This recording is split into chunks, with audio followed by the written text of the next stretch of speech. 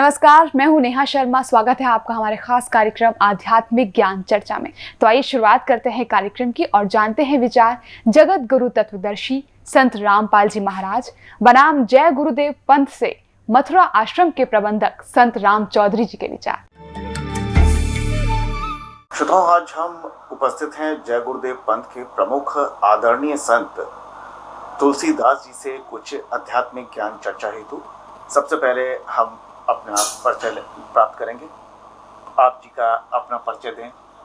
संत राम चौधरी, प्रबंधक जय गुरुदेव आश्रम मथुरा। क्या आप जी के पंथ का निकास राधा स्वामी पंथ आगरा से हुआ है?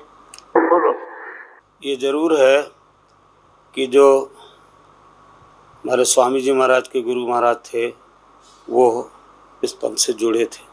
जो आप जी के पंथ जय गुरुदेव में 5 नाम दिए जाते हैं, वे किसी प्रमाणित ग्रंथ जैसे श्रीमद् भागवत गीता, वेद तथा श्री गुरु ग्रंथ साहिब में नहीं लिखे हैं।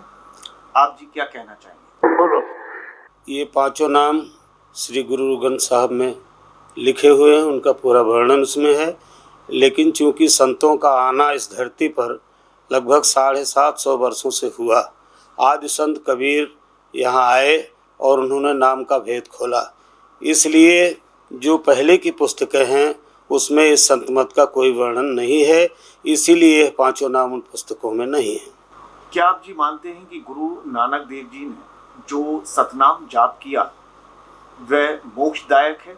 यदि हाँ, तो आप जी तो 5 नाम जाप करने को देते हैं, फिर आप जी का तथा आप जी के अनुयायियों को मोक्ष कैसे संभव है? सबसे बड़ी चीज़ ये है कि जो समर्थ महापुरुष वो नाम को जगाते हैं और नाम को देते हैं।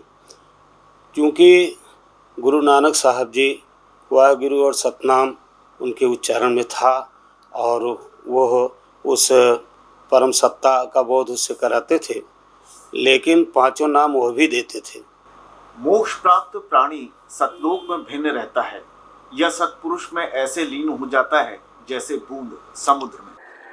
सब जीवात्माएं अमर पद में पहुंच करके अमर आनंद लेती और उसी समुद्र का ही रूप हो जाती। तो समुद्र में बूंद गिरी, समुद्र का रूप हो गई। जल की बूंद जल में गिरी, उसका रूप धारण कर लिया। तो ये थे जय गुरुदेव पंथ से मथुरा आश्रम के प्रबंधक संत राम चौधरी जी के विचार। और आइए अब जानते हैं जगत गुरु तत्वदर्शी संत रामपाल जी महाराज के विचार। दंडवतम गोविंद गुरु बंधु अविजन सोए, पहले भये प्रणाम तिन नमो जो आगे होए। परम पिता परमात्मा पूर्ण ब्रह्म सर्व सृष्टि रचनार कुल मालिक कबीर देव कबीर साहब जी अपने विषय में अपनी जानकारी प्रदान करने के लिए वह स्वयं ही अपने निज स्थान से अमरलोक से सत्यलोक से चलकर आते हैं। यहाँ के जो भगवान हैं, जो यहाँ के प्रभु हैं, स्वामी हैं, जो यहाँ का राजा है, 21 ब्रह्मांड का स्वामी है, ब्रह्म जिसे काल बोलते हैं, जो गीता अध्याय नंबर 11 के श्लोक नंबर 32 में स्वयं कहता है कि मैं काल हूँ। अब इन सभी लोकों का यानी उपस्थित सेनाओं का नाश करने के लिए अब प्रवृत्त हुआ हूँ। ये काल कौन है, इसकी जानकारी परमेश्वर कबीर देव जी ने ही आके बताई है कि ये श्री कृष्ण जी के शरीर में प्रवेश करके भूतवत प्रेतवत गीता जी के ज्ञान को कह गया। पुण्यात्माओं, ये इतना कटु सत्य है कि प्रथम बार कोई प्राणी सुनता है उसको ये महसूस होता है कि ये दंत कथा है, लेकिन ये सत्य कथा है। इसमें जरा सी भी कोई जो है चूक नहीं है, किसी प्रकार की न्यूनता नहीं है, ये 100% सत्य है। ये जानकारी परमेश्वर कबीर देव जी, जो हम सबका पिता है, जो हम सबका जनक है, जिसमें माता पिता भाई वाले सभी गुण होते हैं, तुमेव माता च पिता तुमेव तुमेव बंधु च सखा तुमेव तुमेव विद्या च द्रोणी तुमेव तुमेव सर्व मम देव देव, ये वो परमात्मा है जिसके विषय हम ये सेंटेंस बोला करते थे। ये कबीर देव, ये कबीर परमेश्वर वो परमात्मा है जो बनारस में काशी शहर में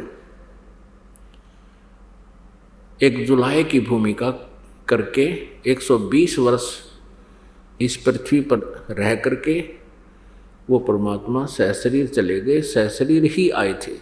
क्योंकि परमेश्वर किसी माँ से जन्म नहीं लेते। यदि कोई माँ से जन्म लेकर और फिर वो भगवान की संज्ञा में हम लेते हैं उसको, तो वो माँ से जन्म लेने वाला परमात्मा नहीं हो सकता, क्योंकि फिर सबका जनक नहीं रहा। हम श्रद्धालु हैं, हम किसी भी प्रभावशाली देव को सर्वेश्वर मान लेते हैं। इसी भूल को मिटाने के लिए परमेश्वर स्वयं आते हैं। कबीर देव जी वो पूर्ण परमात्मा हैं, सर्वश्रेष्ठी रचनहार हैं, कुल के मालिक हैं। पुण्यात्माओं, परमेश्वर ने आके हमें ज्ञान कराया कि हम काल के जाल में फंसे हुए हैं। आप देख रहे हो प्रतिदिन समाचार पत्रों में या टेलीविजनों में या वैसे कोई अपने आस पड़ोस में प्रतिदिन ना जाने कितने व्यक्ति कोई दुर्घटना से, कोई वैसे किसी बीमारी से या किसी और कारणों से प्रतिदिन कितने व्यक्तियों की मृत्यु हो रही है, जिसमें पूरा परिवार का परिवार भी चला जाता है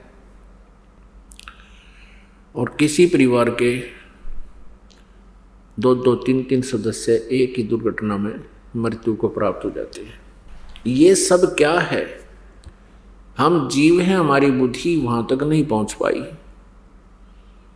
हम ये सोचते रहे कि शेष कुशल रहें भगवान। अब शेष कुशल कैसे रहेंगे? उन शेष के लिए क्या एक्स्ट्रा कोई हमने ऐसा प्रोटेक्शन बना रखा है? तो ये हमारी जीव संज्ञा की सोच थी। अब परमात्मा ने आके बताया है कि कबीर ये तन जाएगा, सके तो ठाहर ला, एक सेवा कर सतगुरु की और गोविंद के गुण गा। अब क्या बताया परमेश्वर कबीर जी ने कि वैसे तो ये शरीर तुम्हारा एक दिन ना एक दिन अंत होना ही है, लेकिन इसको एक्सटेंड किया जा सकता है। ये जो अकाल दुर्घटनाएं से मृत्यु होती है, अकाल मृत्यु, इनसे बचाया जा सकता है। क्योंकि जब तक हम पूर्ण परमात्मा, पूर्ण ब्रह्म, सत्य पुरुष कबीर देव जी की शरण नहीं आते हैं, तब तक हम अपना केवल प्रारब्ध ही प्राप्त करते हैं। उस प्रारब्ध में आपकी जिस समय जिन कारणों से भी मृत्यु होती है वो हो जाती है। उस दौरान जैसा भी आपने कोई पुण्य पाप किया वो आपका दोनों ही अकाउंट ओपन रहते हैं। आपके जो पाप हैं वो बैड अकाउंट में ऑटोमेटिकली डिपॉजिट होते रहते हैं और जो आप पुण्य करते हो वो ऑटोमेटिकली आपके गुड अकाउंट में जमा होते रहते हैं। अब पुण्य पाप का जो हिसाब किताब है, अकाउंट है, वो बहुत ही लंबा चौड़ा है। आप अच्छी सोच भी किसी के प्रति रखते हो वो भी आपके पुण्य में होती है। आप किसी के बारे में मलिन सोच भी रखते हो, किसी का बुरा करने की सोच भी लेते हो, तो भी आपके बैड अकाउंट में वो सोच का जितना भी आपको पाप लगना है वो ऑटोमेटिकली डिपॉजिट हो जाता है। आपने कहीं कोई पक्षियों को दाने डाल दिए, वो आपके गुड अकाउंट में। पक्षियों को दाने डालने के लिए जितने सफ़र में आपके पैरों के नीचे जीव मरे वो बैड अकाउंट में। आप कहीं तीर्थ पर गए हो, तीर्थ पर जाकर आपने दान कर दिया, भंडारे कर दिए, तीर्थ पर किए हुए पुण्य का तो गुड अकाउंट में, और तीर्थ तक जाने के जो पाप आपके पैरों के नीचे जितने भी प्राणी मरे, जीव जंतु मरे, वो आपके बैड अकाउंट में। इस प्रकार ये दोनों अकाउंट आपके बराबर चलते रहते हैं। और परमात्मा का विधान है कि जैसा कर्म जो कोई करता है उसको वैसा ही भोगना भी पड़ता है। अपने आत्माओं, जब हम पूर्ण परमात्मा सत्य पुरुष कबीर देव जी की शरण में और इस सत्य नाम का जाप करते हैं पूर्ण संत से प्राप्त करके, तो उस समय बैड अकाउंट बंद हो जाता है। वो कैसे हो जाता है? जैसे किसी ने लाइसेंस बनवा रखा, ड्राइविंग लाइसेंस, चालक प्रमाण पत्र,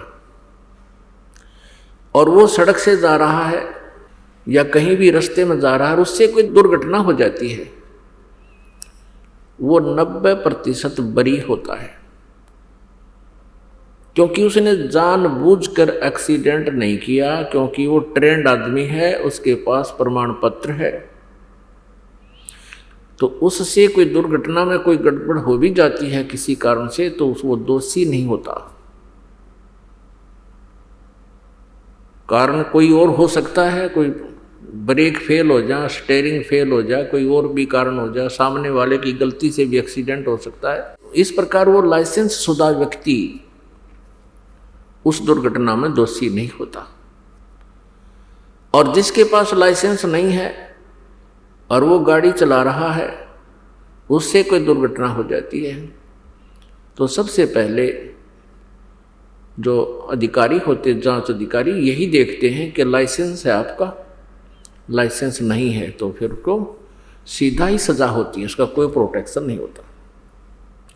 तो इसी प्रकार जब तक आपने लाइसेंस नहीं बनवाया है, आप साधना कर रहे हो, यानी गुरु नहीं बनाया है, तो आप जो भी कार्य कर रहे हो, पुण्य या पाप आपसे हो रहे हैं, तो आप, क्योंकि लाइसेंस ना होने से आप उस शुभ काम के लिए जा रहे हो, बीच में आपका एक्सीडेंट से आपके पैरों के नीचे जो भी जीव हिंसा होती हैं वो आपको भोगनी ही पड़ेंगी, क्योंकि आपके पास लाइसेंस नहीं।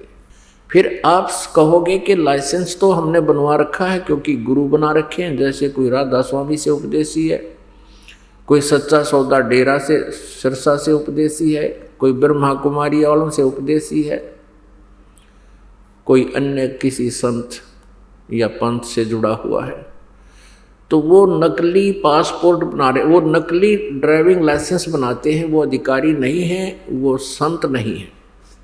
अपने आत्मा, ये आपके दिल में एक बार खटकेगी ये बात कि वो नकली गुरु हैं। ये तो आपके उस अज्ञान का ही कारण होगा, जिस कारण से आप ये महसूस करोगे कि संत सबको नकली बता रहा है। नकली और असली मेरे कहने से नहीं होंगे, उनके जो चिन्ह हैं, लक्षण हैं, वो बताएंगे कि वो असली है या नकली है। और उनके सब के जो दास ने ये लक्षण बता दिए हैं कि ये संत नहीं है, इनसे जिनको उपदेश है उनका लाइसेंस अनऑथराइज्ड है। और फिर जब यहाँ से संसार छोड़कर जाओगे, वहाँ पर इन गुरुओं से उपदेश लेने से आपको कोई प्रोटेक्शन, कोई बचाव नहीं होगा, उसमें बहुत देर हो चुकी होगी। आपको वहाँ पश्चाताप और रोने के अतिरिक्त कुछ नहीं मिलेगा। दास का ये उद्देश्य नहीं है कि मैं किसी की क्रिटिसाइज करूं, आलोचना करूं, लेकिन परमेश्वर ने इस दास को यह सेवा दे दी कि सच्ची कहूं, सत्य कहूं, ताकि पुण्यात्मा सावधान हो जाएं और उन नकली गुरुओं से वापस आकर के अपना जो ना सच्चा लाइसेंस बनवा ले और जीवन रूपी सफर में वो आगे बहुत चलना है, उसमें अपना बचाव करें और सफलता प्राप्त करें। राधा स्वामी पंथ ने सबसे ज़्यादा जीवों को घेर डाला। ये काल का पंथ है, क्योंकि जहाँ से ये पंथ चला है उसका कोई गुरु नहीं। श्री शिवदयाल जी आगरा वाले, उन्हीं की जीवनी में लिखा है कि स्वामी जी का कोई गुरु नहीं था।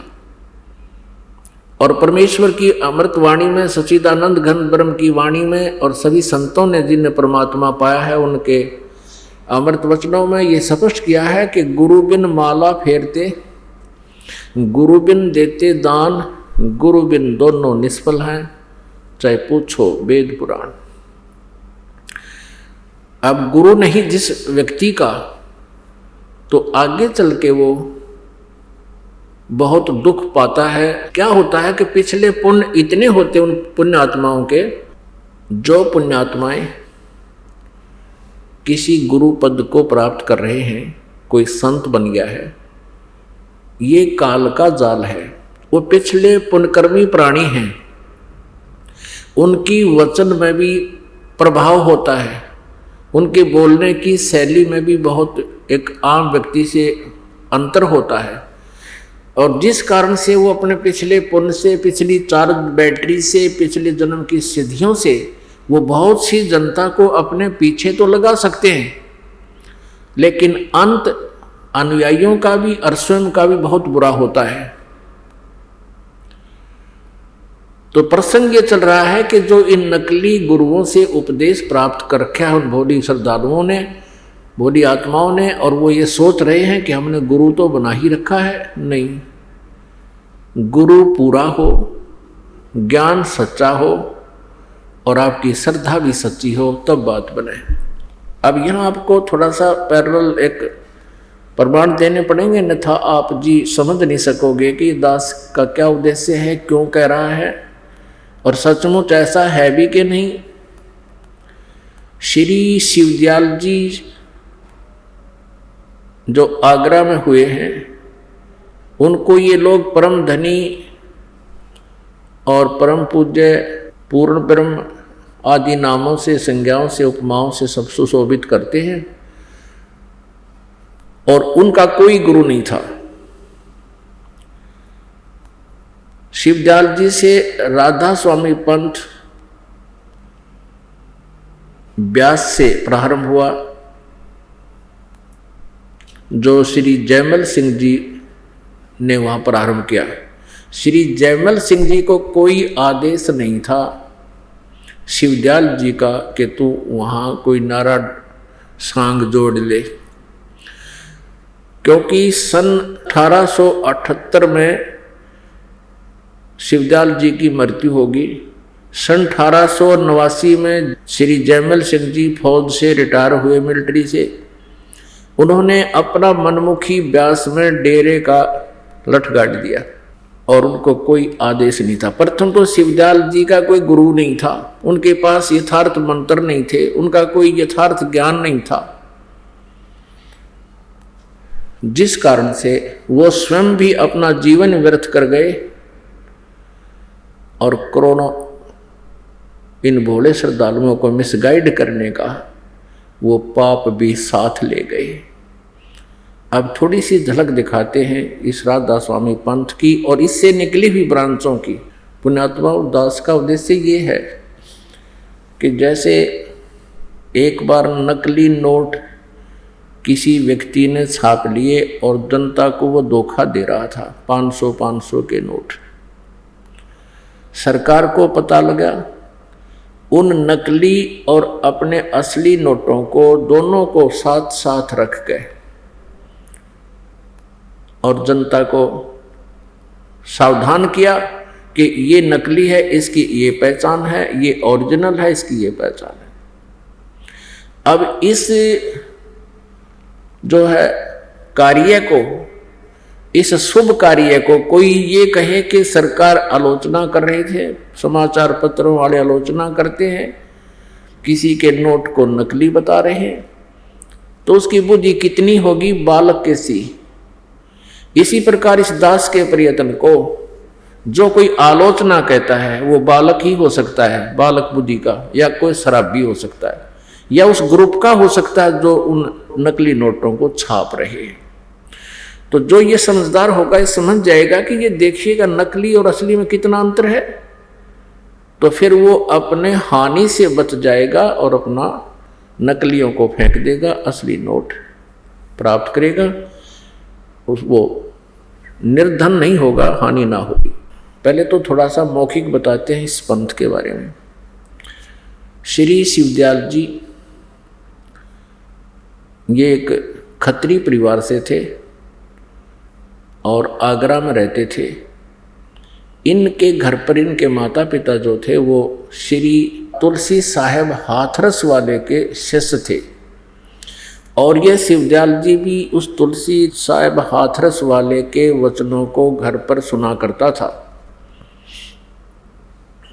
फिर ये क्योंकि ये पश्चिमी पाकिस्तान में इनका घर था और वहाँ गुरु ग्रंथ साहिब की बहुत वाणियाँ चला करती थी, तो ये गुरु ग्रंथ साहिब का पाठी भी रहा है। और आगरा में गुरुद्वारा था, उसके अंदर निर्मले साधुओं का, जो नानक साहिब जी के पुत्रों ने एक निर्मलापन चला रखा, उस गुरुद्वारे में जाकर के ये वहाँ वाणी पढ़ा करता था। और उस संत था एक, उस गुरुद्वारे में उससे भी ज्ञान प्राप्त किया करता था। उससे शब्द और सुरत का इसने ज्ञान सीखा जैसा उसने पता था। फिर कुछ अपनी अटकल, कुछ दूसरों से सुना सुनाया खिचड़ी ज्ञान, ये स्वयंभू संत बन बैठा। उसके बाद इसने कई घंटों तक साधना की, कई दिन तक बैठा रहता, कई दिन बाहर नहीं निकलता, कोठे में कोठे यानी गुफा सी में जा करके वहाँ साठियोग किया करता था, जो किसी भी संत मते में या किसी भी संत ने ऐसी क्रियाएं नहीं की।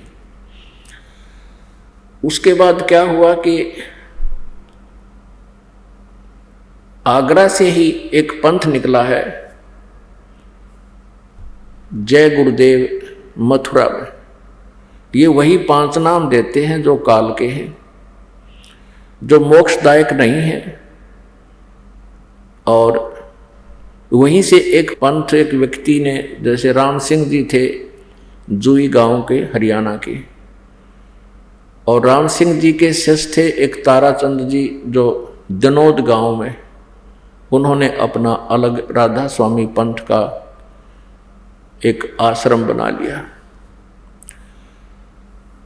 उसी आगरा से ही एक पंथ निकला, अभी बताया आपको, श्री जयमल सिंह जी, जिन्होंने स्वयंभू संत बनकर ब्यास में एक डेरा स्थापित कर दिया।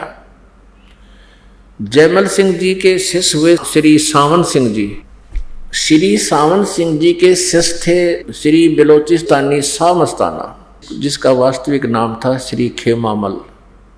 वो बलोचिस्तान के रहने वाले थे। और एक कृपाल सिंह जी, ये दोनों शिष्य उत्तराधिकारी समझते थे अपने को, श्री सावन सिंह जी के उत्तराधिकारी समझते थे। लेकिन श्री सावन सिंह जी ने इन दोनों को अपना उत्तराधिकारी नहीं बनाया। उन्होंने श्री जगत सिंह सरदार जी को अपना उत्तराधिकारी बना दिया। तो ये दोनों वहाँ से विमुख होकर, गुरुद्रोही होकर, इन दोनों ने श्री खेमामल जी अर्थात श्री बलोचिस्तानी शाह मस्ताना जी ने डेरा सच्चा सौदा सिरसा में अलग से स्थापना कर दी। और फिर वो जो श्री खेमामल सिंह जी अर्थात बलोचिस्तानी शाह मस्ताना जी, अंत में इंजेक्शन रिएक्शन होने से अचानक मृत्यु को प्राप्त हो गया। वो किसी को गद्दी नसीब नहीं बना के गया। उसका जो उत्तराधिकारी संगत ने चुना, उसके साथ काफी संघर्ष रहा श्री सतनाम सिंह जी। दूसरा एक और अपने आप को उत्तराधिकारी समझता था, लेकिन अंत में इनके कई दिन झमेले पड़ गए। सतनाम सिंह तो बना दिया सिरसा का उत्तराधिकारी, यानी गद्दी बैठा दिया एज ए मैनेजमेंट करने वाला। और दूसरे ने जाकर जगमाल वाली बना लिया अपना अलग, वहाँ भी लाखों व्यक्ति उसके साथ लगे हुए। अब ये समझ लेना पुण्यात्माओं, जो जहाँ भी फंसा है उसके लिए एक आगाह किया जा रहा है उसको कि तुम कहाँ हो, अपनी सतीथि से स्वयं परिचित हो जाना। उसके बाद श्री कृपाल सिंह जी जो सावन सिंह जी के शिष्य थे बागी, उन्होंने स्वयंभू संत बनकर दिल्ली में अपना अलग से मार्ग चला लिया।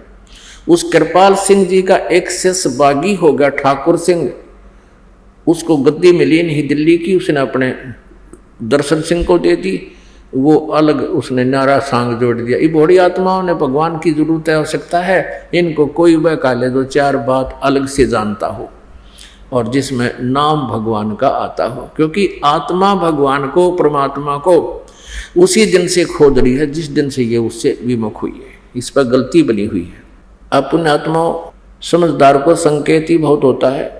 अब श्री शिवदयाल जी की के दुर्गति हुई उस साधना से जो अन्य सभी भक्त कर रहे हैं, उसके अनुयायी कर रहे हैं, तो इससे आपको सहज में आसानी से निर्णय हो जाएगा कि अन्य का क्या होगा। जब उनके मुखिया की ऐसी दुर्गति हुई, वो प्रेत बना, अपनी शिष्या बुक्की में बोलने लगा, फिर उसी तरह हुक्का पीने लगा, जो पहले की तरह भोजन खाने लगा, और किसी उसके जो शिष्य थे कोई उन पर आपत्ति आ जाती तो उस बुक्की के सामने खड़ा होकर उस प्रेत से प्रश्न करते, वो प्रेत उत्तर देता। तो पुण्यात्माओं, अनमोल मनुष्य जीवन उसने अपना भी बर्बाद कर लिया और करोड़ों जीवों को और काल के मुंह में फंसा कर चला गया। अब गलत साधना करने से, शास्त्र विरुद्ध साधना करने से head of the department of Radha Swami, chief of the Radha Swami पंथ श्री शिवदयाल जी की के दुर्गति हुई। पहले ये दिखाते हैं आपको, उनका कोई गुरु नहीं था, और परमेश्वर अपनी वाणी में कहते हैं, गुरु बिन माला फेरते, गुरु बिन देते दान, गुरु बिन दोनों निष्फल हैं, चाहे पूछो वेद पुराण। श्री शिवदयाल जी 5 नाम दान करते थे, ओंकार, ररंकार, ज्योति निरंजन, सोहम और सतनाम। ये इकट्ठे जाप करने हैं, इकट्ठे जाप करने हैं, जैसे ओंकार, ररंकार, ज्योति निरंजन, सोहम, सतनाम। सतनाम भी एक जाप करने का ये बताते हैं। तो इनकी बुद्धि कति गामजारी है, कति कंडम थे ये लोग। बालक भी अच्छा ज्ञान रखते हैं इनसे, जो इनका ज्ञान आपको दिखाएंगे। और ये बन गए संत, अंधों में अंधे ही मुखिया बन गए। और परमात्मा कहते, अंधे की बाँ गई अंधे ने, ये मार्ग कौन बतासी। अब देखो श्री शिवदयाल जी की के दुर्गति हुई, जिसने राधा स्वामी पंथ का प्रवर्तक कहा जाता है, जिसने यो इतना बड़ा जन समुदाय डुबो दिया। देखिएगा उनका जीवन चरित्र। जीवन चरित्र स्वामी जी महाराज, राधा स्वामी ट्रस्ट, स्वामी बाग से। राधा स्वामी दयाल की दया, राधा स्वामी साहेब, जीवन चरित्र स्वामी जी महाराज। लेखक लाला प्रताप सिंह सेठ, प्रकाशक राधा स्वामी ट्रस्ट, स्वामी बाग आगरा। ये देखिए, ये है श्री शिवदयाल जी। इनके बारे में क्या लिखा है, परम पुरुष पूर्ण धनी आदूर स्वामी जी महाराज। राधा स्वामी ट्रस्ट, स्वामी बाग आगरा से प्रकाशित है। मुद्रक अर्पण प्रिंटरी, राधा स्वामी चैम्बर, भालेज रोड, आनंद। अब दिखाते हैं, स्वामी जी का कोई गुरु नहीं था। ये देखिएगा पृष्ठ 28 पे, जीवन चरित्र स्वामी जी महाराज, पृष्ठ 28 पे। स्वामी जी महाराज का कोई गुरु नहीं था और न किसी से उन्होंने परमार्थ का उपदेश लिया। ठीक, और फिर इसकी क्या दुर्गति हुई ये देखिएगा, पृष्ठ नंबर 78 पे, पृष्ठ नंबर 78 पे, ये वचन नंबर 71 71। अब बुक्की जी का कि जो सिब्बो जी की छोटी बहन थी, थोड़ा सा हाल लिखा जाता है। यह सिब्बो जी से कुछ अरसे बाद स्वामी जी महाराज के चरणों में आई थी। जब इन्होंने कुछ दिन सत्संग किया और वचन स्वामी जी महाराज के सुने और वे वचन हृदय में समा गए, तब इनके प्रेम की हालत अजीब थी कि जब स्वामी जी महाराज वचन या अर्थ पोथियों का करते, तब इनकी आंखें सुर्ख अंगारा सी हो जाती थी और आंसू बराबर टपकते रहते थे। ये तो किसी में प्रेत हो ना, उसके लक्षण होते हैं। और बहुत देर तक यानी घंटों उन वचनों का नशा बना रहता था। वो पड़ी रहती थी बेहोश, जैसे आप देखते हो जिसमें प्रेत आ रहा है वो पड़ा रहा, आँख लाल हो जाती है। तो स्वामी जी महाराज कथा से फुर्सत पाकर हुक्का पीते थे। अभी शिवदयाल जी हुक्का पीता था, या अभ्यास का रस लेते हुए या कथा कहने बैठते तो बुक्की जी महाराज के चरणों का अंगूठा मुंह में रखे हुए घंटों चरणामृत का रस लेती रहती थी। और जब कोई मत्था टेकने के वास्ते हटाना चाहता तो वे चरण नहीं छोड़ना चाहती थी। तब मत्था टेकने वाले से कह दिया जाता था कि तुम दूसरे चरण पर मत्था टेक लो। अब राधा स्वामी पंथ के श्रद्धालु किसी अन्य से पूछते हैं, वो कहते हैं कि क्या तुम्हारे गुरुजी चरण छुआते हैं? तो हमारे भक्त कहते हैं हाँ जी हमारे गुरुजी चरण छुआते हैं। कहते पूरे गुरु की पहचान ये है। राधा स्वामी वाले कहते हैं कि पूरा गुरु जो होगा वो चरण नहीं छुआता। अरे अब बुक्की उसके चरण का अंगूठा चूसा है और दूसरे कोई मत्था टेकना में जब उनको कह दिया जाता था कि दूसरे चरण पर मत्था टेक लो, तो ये दंत कथा लोकवेद ये अपने भी पंथ से परिचित नहीं है, अपने भी उनको जानकारी नहीं है। अब आगे देखते हैं, अब बुक्की जी को के विषय में आगे पढ़ते हैं। देखिएगा, दूसरे चरण पर मत्था टेक लो और प्यासी को मत हटाओ। और वह बयान किया करती थी, मुझे इसमें ऐसा रस आता जैसे कोई दूध पीता है। इनके भजन का ये हाल था कि 8 घंटे 9 घंटे रोज भजन किया करती थी। अब बेहोश पड़ी रहा करती थी, भूत घेरे रहता है इसने। अब झूठा ज्ञान ये ध्यान का लावे, अब ज्ञान दिखाएंगे इसका। भजन करती थी। इनको स्वामी जी महाराज के दर्शनों का पूरा आधार हो गया था। अब वो तो दर्शन के थे गुरु जी के, जब सामने बैठे थे वो आधार के होता इसमें। ये इनकी बनावटी बातें हैं सारी, जो निराधार कथाएं हैं हो गया था। और सूरत भी ऊंचे देश में जाती थी। इनके देश दिखाऊंगा किस जाती थी सूरत इसकी। जब ज्ञान ने इनका ठीक नहीं, सूरत कहाँ जाएगी, फिर बाढ़ में जाएगी। जब स्वामी जी महाराज अंतर ध्यान हुए यानी इनकी मृत्यु होगी शिवदयाल जी की, तब बुक्की जी की यह कैफियत हुई कि दिन रात बेहोश पड़ी रहती थी और 2-2 दिन हाजिर जरूरी यानी फ्रेश होने भी नहीं जाती थी, रफा करने नहीं जाती थी। और सूरत स्वामी जी महाराज के चरणों में लगी रहती थी। अब 80 पृष्ठ पढ़ रहे हैं। करीब 1.5 महीने ये हाल रहा। सबको खौफ हुआ कि शायद इनकी देह छूट जावे।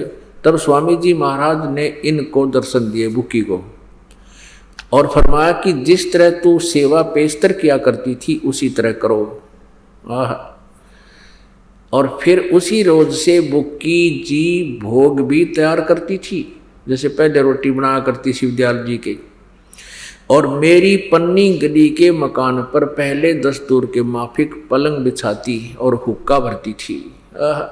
ये लेखक है शिवदयाल जी का छोटा भाई प्रताप सिंह जी। वो कहता है कि मेरी पन्नी गली के मकान पर पहले की तरह भोग भी तैयार करती थी और पलंग बिछाती और हुक्का भरने लगी। और वह पलंग अभी तक बिछा रहता है। गर्ज की जिस तरह से पेशतर सेवा किया करती थी यानी जैसे पहले सेवा करती थी, उसी तरह से कुल काम करने लगी। और स्वामी जी महाराज उनको ध्यान के समय में प्रगट दर्शन देते थे और कुल सेवा उसी तरह कबूल फरमाते थे। अब देख लो, अब बुक्की में आ जाता हो और वह रोटी खाता वो खुद बुक्की के माध्यम से, और बुक्की हुक्का पीती उसी पलंग पर बैठ के। यानी शिवदयाल जी बुक्की में प्रवेश होकर पहले की तरह कुल सेवा उसी तरह कबूल फरमाते थे, जैसा कि अंतर ध्यान होने के पेशतर यानी पहले करते थे।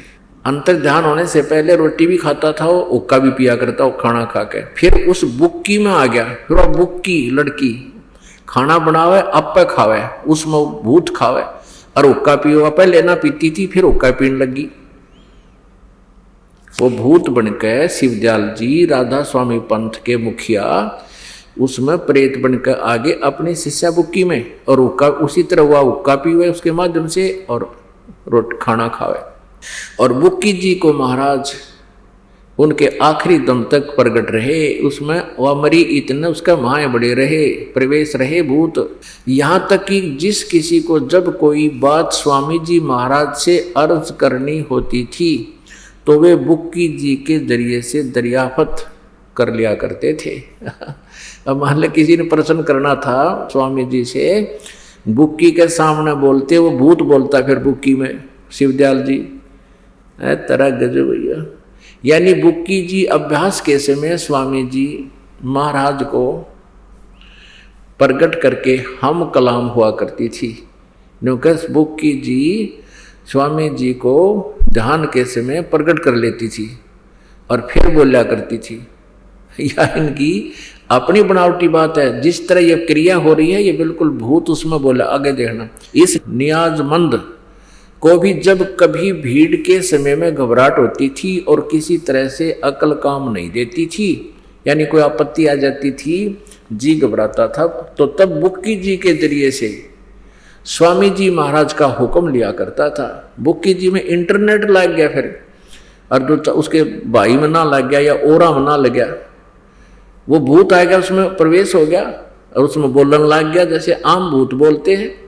जैसे ब्रह्मा कुमारी पंथ है एक भूत का चलाया हुआ है, उसी तरह वो बोलता हा करके ऐसे ये बोलने लग गया इसमें। तब बुक्की के जरिए से स्वामी जी महाराज का हुक्म लिया करता। ये लेखक कह रहा है, लेखक उसका छोटा भाई शिवदयाल जी का। और जैसा हुक्म होता था उसी के मुआफिक बंदा कारबंद होता था। तो इसके इस प्रताप सिंह में क्यों ना हम कलाम हुआ, बुक्की हम कलाम हुआ थी, ये भूत बोला था इसमें। अब कहते हैं जैसा भी हुक्म होता था उसी तरह मुआफिक बंदा कारबंद होता था, यानी जो आदेश होता उस भूत का, वो लेखक कहता मैं उसी के आदेश अनुसार आगे क्रिया करता था।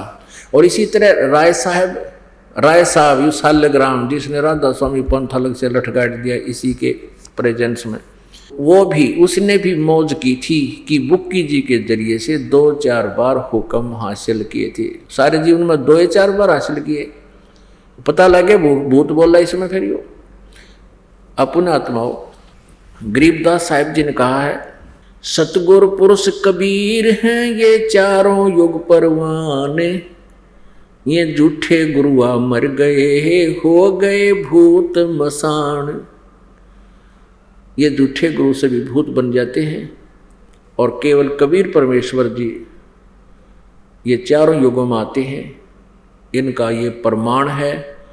सतयुग में सतसुकृत नाम से परमेश्वर आए थे पूर्ण ब्रह्म, त्रेता में मुनिंदर नाम से, द्वापर में करुणामय नाम से और कलयुग में कबीर नाम से।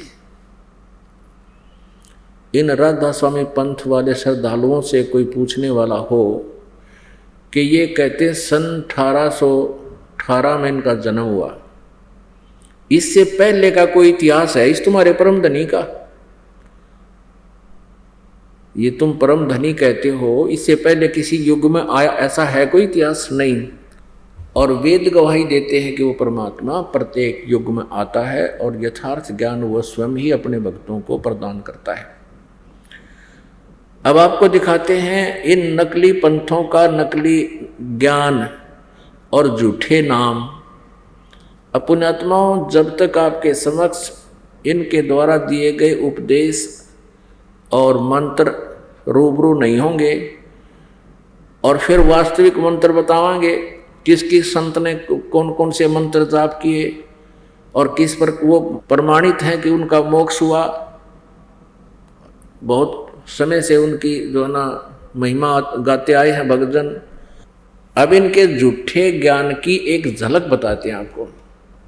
परमात्मा कहते हैं झूठा ज्ञान ये ध्यान कहाँ लाओ, ये बाद विदा चतुराई।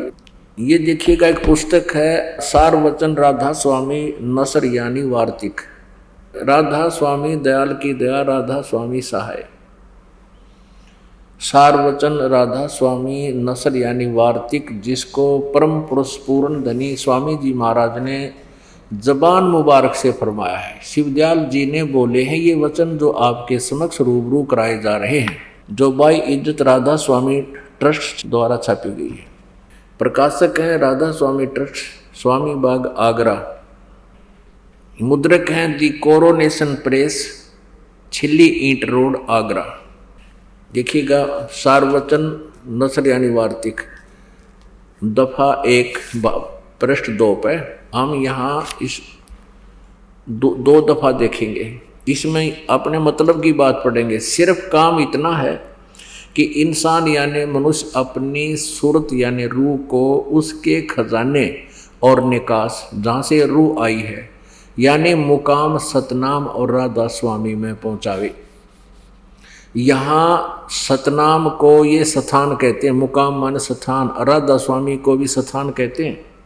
अब आगे देखो, सारवचन वार्तिक का भाग 1 पढ़ रहे, पृष्ठ 3 पर 1 नंबर में पढ़ा आपने, ये 1 नंबर में, ये 2 नंबर था। अब तीसरा वचन पढ़ेंगे। जितने आचार्य और महात्मा और अवतार और पैगंबर हर एक मजहब में हुए, वे सब अपने अभ्यास के जोर से अंतर में तरफ मुकाम असली के चले और सब के सब दूर स्थान तक नहीं पहुँचे। और बहुत से मंजिल एक पर, ये मंजिल तो आप आम आदमी समझता, मंजिल माने स्थान, यहाँ एक का उत्तर यहाँ दे रखा है स्थान, मंजिल माने स्थान। ये देखो, ये मंजिल एक, इसका उत्तर यहाँ इनका अर्थ किया है स्थान। तो ये बताया कि सिर्फ संत मंजिल यानी स्थान यानी सतनाम, संत 5वीं मंजिल सतनाम पर गए, यहाँ भी स्थान सिद्ध हुआ सतनाम। और बिरले संत 8वीं यानी राधा स्वामी पद तक पहुँचे मंजिल।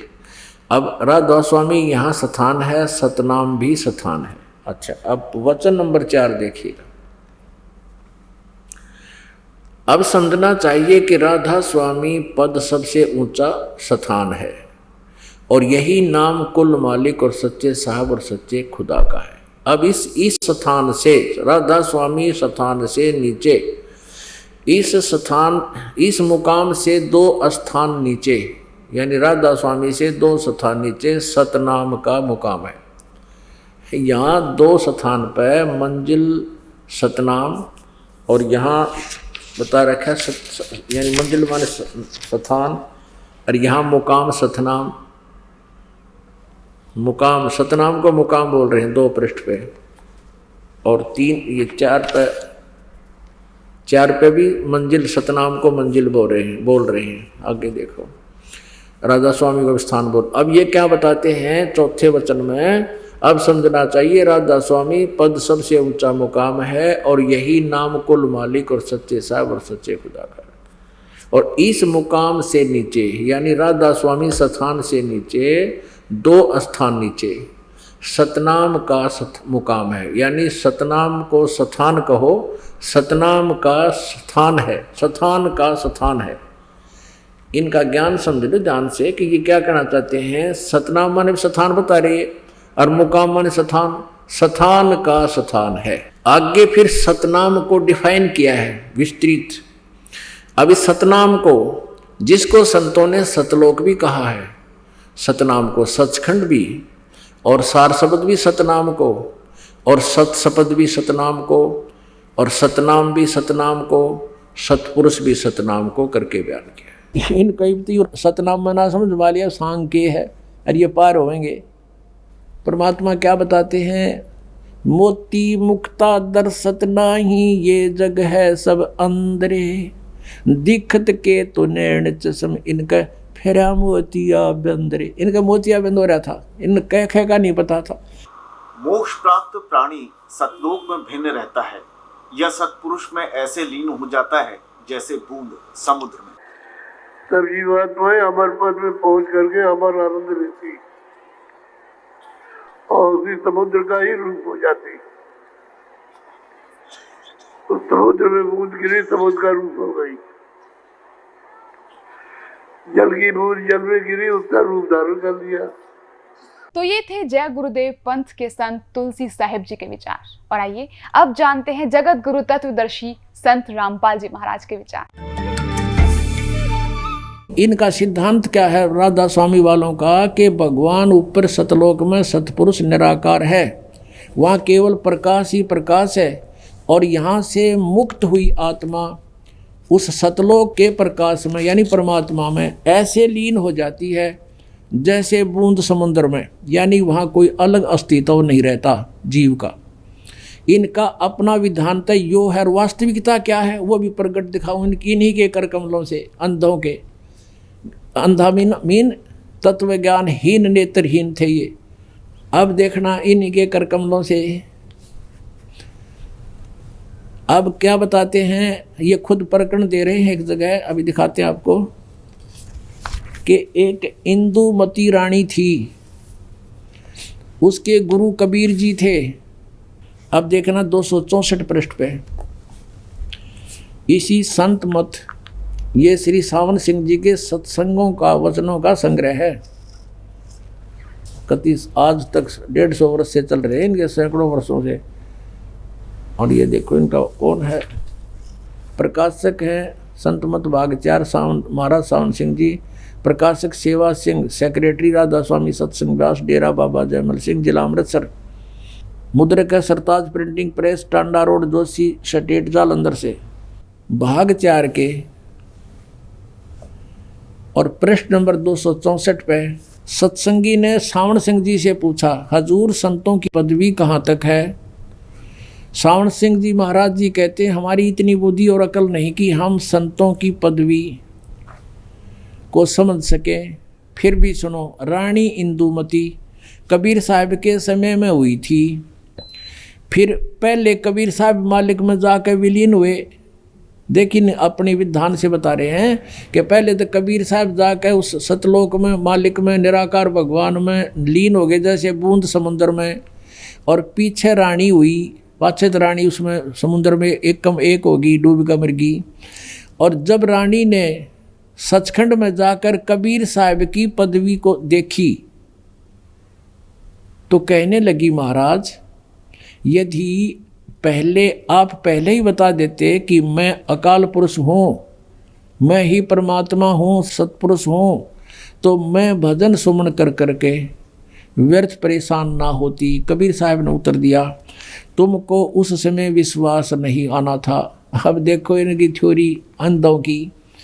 कहते हैं कि पहले तो कबीर साहब जाकर मालिक में विलीन हो गए, पाछे तो रानी डूब कर मर गई, उसमें विलीन होगी।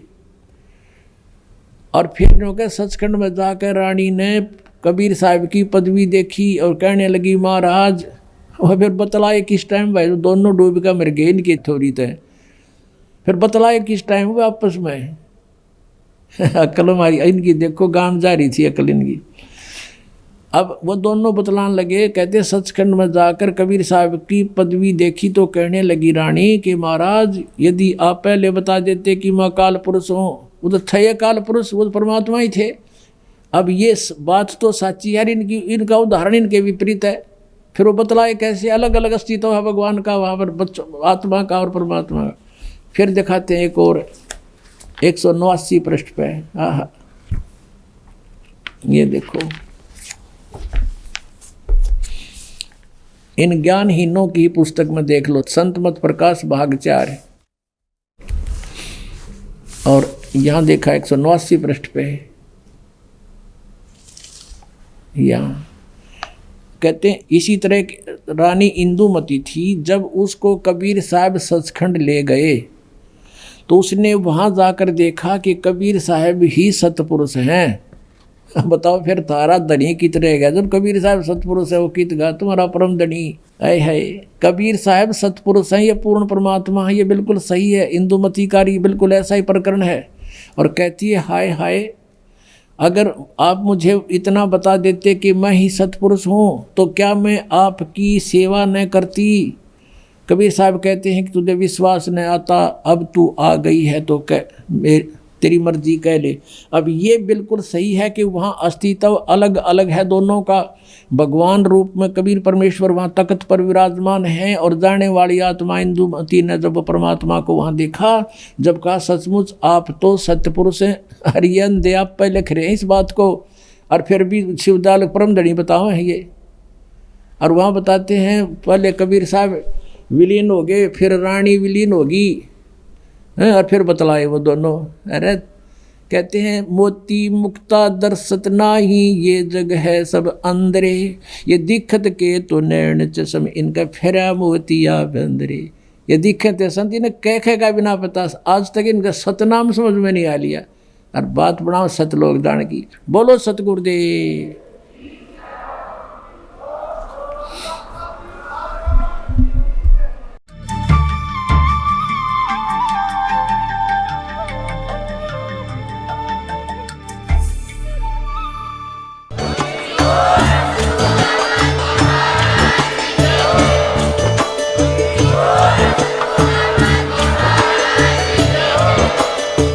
सुन रहे थे जगत गुरु तत्वदर्शी संत रामपाल जी महाराज जी के मंगल प्रवचन। अधिक जानकारी के लिए विजिट कीजिए हमारी वेबसाइट www.jagatgururampalji.org। संत रामपाल जी महाराज जी के शुभ आशीर्वाद से पूरे विश्व भर में 500 से भी ज्यादा नाम दीक्षा केंद्र हैं, जिन पर संत रामपाल जी महाराज जी द्वारा ऑनलाइन निशुल्क नाम दीक्षा दी जा रही है। अपने नजदीकी नाम दीक्षा केंद्र का पता करने के लिए संपर्क करें 8222880541।